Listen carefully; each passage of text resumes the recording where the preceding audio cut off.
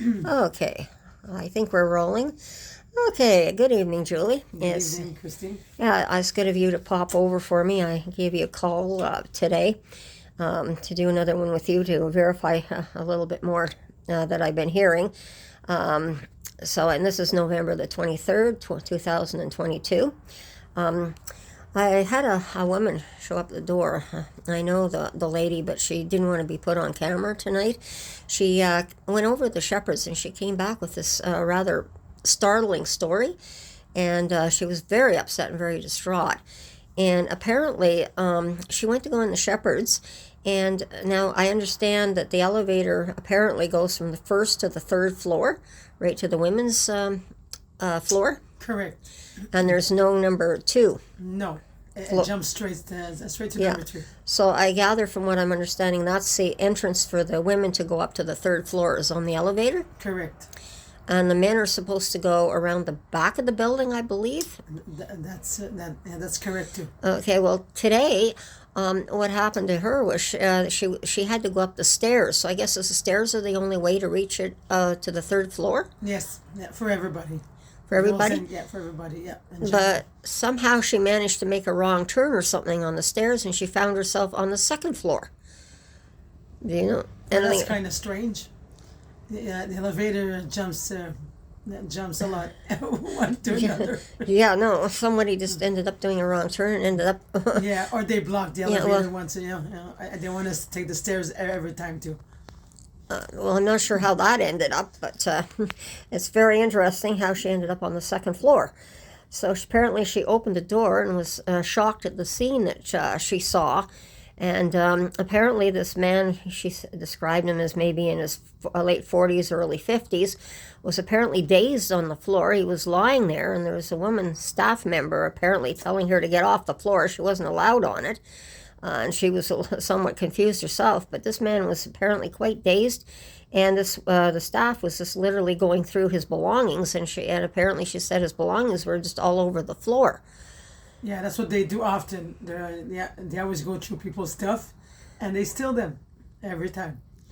So you've seen staff stealing stuff from people? God. Yeah, for 20 years of my life, on and off. Okay, so it sounds like she might have just accidentally run into something that she was quite shocked at, to actually see it maybe actually happening in front of her. Maybe. But you've seen the staff going through the people's belongings. For so many years, yeah. Because, stealing, stealing clothing. And when I asked her if there was anyone else around that was there, she said no, it was just this poor guy on the floor, and he appeared to be trying to ask her for help. And she couldn't do anything because the other staff member was yelling at her apparently to get out of the door, go. She couldn't be on that floor. So I just wonder if maybe one of the staff members got caught red-handed, because I understand even with security. I believe, yeah. I mean, even with security, even when you're in jail, the guards have to account for absolutely everything you've got when they go through your belongings before you're even put into prison and whatnot. So they have to go through and make an itemized list even of what that person has for belongings. So how do you account for something if you're not writing something down? And I'm just using jail as a good example, because like I said, having been married to a police officer, before they even put the prisoners in the cells, this is what I understood that they had to do, was catalog everything. So how do you know what's stolen and what's not stolen? So this seems rather strange to me. I can understand why she was so distraught and didn't want to be filmed tonight. So I just wanted to come up with that and talk to you and make sure that I understood, and that you have an understanding that this does go on an ongoing basis, from what it sounds like. Correct. So I really appreciate that. And so you see this in the kind of behavior, though, from the staff a lot. Often, yeah. Every damn day. Okay, and then I understand since you've been going to the well, that there's more problems at the well as well. Yes, with the guys.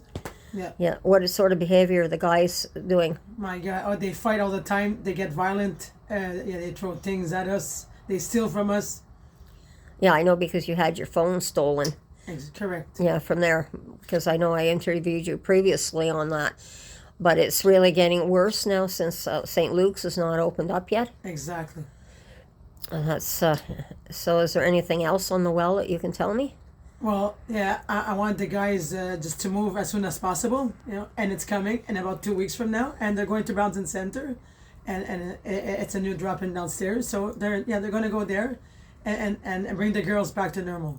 Okay, so they're putting the well back for the women again, and they're sending the men finally over back to Bronson at least. Exactly. Yeah, That's downstairs. Good, good, because this can't go on the way it's been going on, because this is total chaos.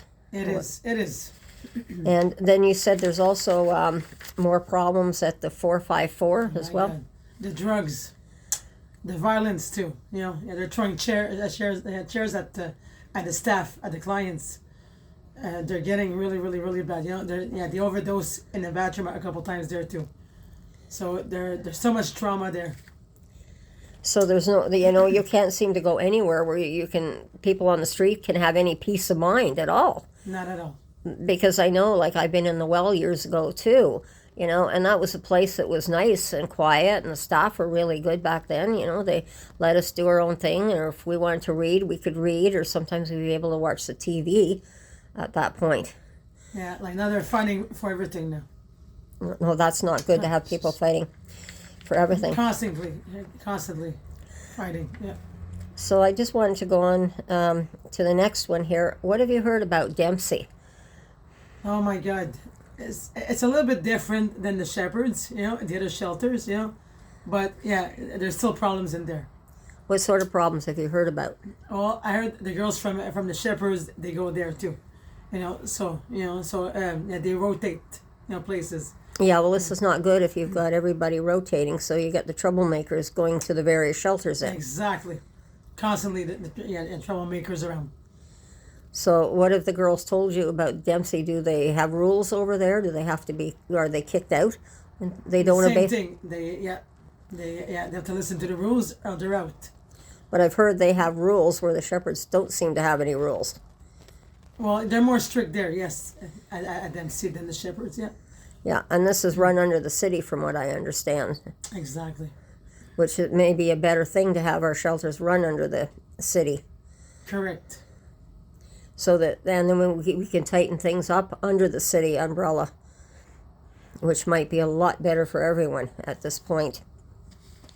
And then I've also heard when the pandemic was on, they converted the Tom Brown Arena, as I understand, into a hospice at first, and then an overnight shelter.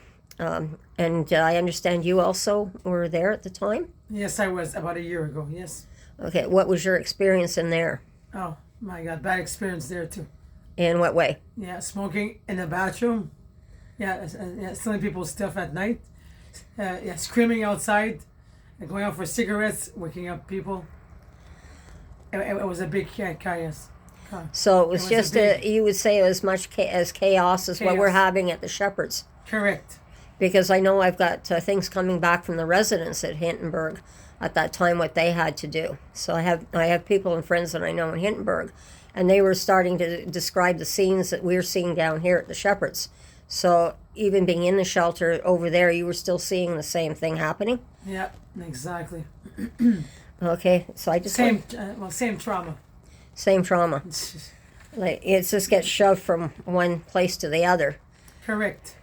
So, another question I wanted to ask you was, because a lot of people come from different cities around Canada, like, say, for an example, Toronto, from the shelters there, do you see a lot of people from coming in? Yes, a lot of people, a lot of street people, yes. Yeah, so you see a lot of street people from the other cities across Canada coming in. Correct. Does this add more confusion, do you feel? A lot of confusion, a lot, yeah. And what sort of confusion do you see? They're fighting over territory, or? They're fighting for for a lot of things. Drugs, violence, territory. Yeah, and they like to bully people. Do you think they're worse than are people here from Ottawa doing Yes, this? they're way worse. You see a lot more violence with these people coming in. Big time. even more. Yeah, So this is really hard to control. very hard. Yeah, that's really good. And have you seen a lot of overdoses during the pandemic? A lot. So do you think there was more than what there is now? My God. Sorry, say that again. Sorry. Well, with the overdoses, do you think it's less or more now that the oh my pandemic? God, less now. You Sorry. think now that everybody's no longer under lockdown? There's less overdose. Yeah. Yeah, because that was one of the things I noticed myself, where this really was upped during the pandemic and when we were in lockdown, and because my having to take the dog for a walk, it was like they would just seem to be roaming the streets. They were able to do whatever they could, and it was just total chaos that way. And it seemed like when we unlocked and came out of lockdown, they still want the streets back because they had the pleasure of having the streets. And of course, with the convoy, and that just added to the confusion of we can do whatever we want at this point. Because I know myself and a lot of the dog owners, and when we'd head to the dog park, when they allowed us to take the dogs to the dog park, we were literally kind of running the dogs to the dog park because we didn't want to run into any of these guys. And we're all on the lookout at the dog park to make sure that we weren't going to run into any of the street people. And then we ran back to our house as fast as we could. But this is where I saw a lot of the chaos that you're describing too at the same time. At the same And that's time. when we had the overdoses, and I'm sure we must have had a lot more on the streets as well, because the people we were in lockdown, so you didn't have people in the streets there to help people who were having the overdoses at the time. So you can see how disruptive the whole whole pandemic had been at the time. And then what about the Sally Ann down here? You know, you were talking about a lot of people going back and forth between the shelters, which seems to be a major problem. Well, yeah, that too. They go back and forth at the Shepherd, the Sally, and the Mission, always dealing day and night. Yeah, have you heard anything from the men from what it's like in the Sally Ann at all? It's the same bullshit as the Shepherd, same gimmick. Oh, and there's doesn't seem to be any control over this either. No, that either. No. Yeah, because I've heard from someone that the top two floors are not too bad, but the first and second floor are like the Shepherds. This is what I had someone else on the street tell me. Correct. Okay, and then what about the Mission downtown? What have you seen there? Well, yeah, they're going down slowly too, and I'm really disappointed about the Mission because the Mission is really good, eh? And like they have so much programs for the guys, and they have support, But lately, they're dealing in the back of the Shepherds at night, and there's sick people, There's an hospice up there, and and they're bothering the residents there, and So you see them there. So they're dealing the drugs in the back of the Mission. exactly every Okay. night, And what's happening there? Are fights breaking out or what? every night that too. Well, that must be keeping our police very busy. They are. I guess probably about the last thing I want to talk to you about is you heard, apparently you were telling me you heard from a really good source, and I can understand you not wanting to reveal your source, but I know that you have a lawsuit against the Shepherds, Correct. and I understand that you've heard that there's at least 22 lawsuits on the Shepherds at the present time. Exactly. So you can definitely confirm that we have lawsuits on the Shepherd besides your own. Yes, I can confirm there's 22 lawsuits, and I'm really proud. Well, I think everyone's proud of being able to talk. Like, it's been so Really long. happy, yes. Yeah, the street people don't have a voice, and this is just. And you were really good on TV last night Thank you very much. for the protest on Thanks a Rideau lot. Street. I mean, when you have people, when the police come in and take your belongings off the grate, we're the only thing that you can keep warm at, because it's just too dangerous to be in the shelters, literally. And it's a shame because, and I don't know how fast the city's going to be able to move, but and because city council has just been switched over, so hopefully we can get somewhere shortly, but we cannot continue. And people must write their politicians. They must get on the phone or email them, whatever they can possibly do to keep the pressure, literally, Exactly. Time to move Yeah, and it's people time, out of the street. and it's right time now. that people wake up. Exactly, and smell the coffee. Yeah. And okay, and really wake up, and work on just work on helping the homeless as soon as possible to get out the street. Because that's what most people, as you said on CTV there, that you just want a home. You want That's a all place. we want. That's all we want. Yeah, you just want to have a home to go home to, and be able to lock your door and forget about the outside world and just have your own space. I can't wait. Well, I can't wait to see you get your apartment.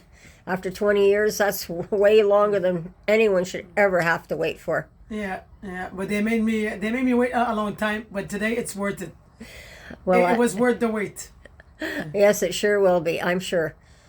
So I really appreciate you today coming in because, like I said, I had that very distraught woman today. Oh, but I guess I should also mention with the shepherds on Sylvie's video that I put up there that now she mentioned something that was very distressing about they were trying to put her in a room with a dead body. Oh my God, that's really So- disturbing. So what I'm getting from all across and what people are telling me from the streets, and some that of course don't want to be put on video, that they're because they're afraid of reprisals. That I'm getting to the point I'm almost expecting anything, to hear anything coming out. Same here. I mean, Yeah, there's I'm some. not surprised anymore. Well, I'm sure they never tried to shove you in the room with a dead body, but that's a good one. Like, It is. so what are they doing? Running a funeral parlor over there too? I believe so. You know, it makes you wonder. You know, and what do they do? You know, so and even if they're waiting for the coroner or whoever to pick up the body, I mean, you just don't shove someone in. If that's really true, you just don't shove someone in the room with a dead body. Yeah, exactly. I do believe it. There's so many deads there. Yeah. Yeah, Deceased exactly. almost every night. So God knows what they do. Yes, and surely they've got a better place to stick a person than in a room with a dead body. That would be horrifying. I mean, this isn't Halloween here, or they're just having their own parties over there. But I'm pretty sure they are. so like I said, I really appreciate you for coming in, and I will end the video. And you have a good night. Thank you. You too, Christine. Okay, bye bye. Take care. Bye-bye. You too. Bye-bye.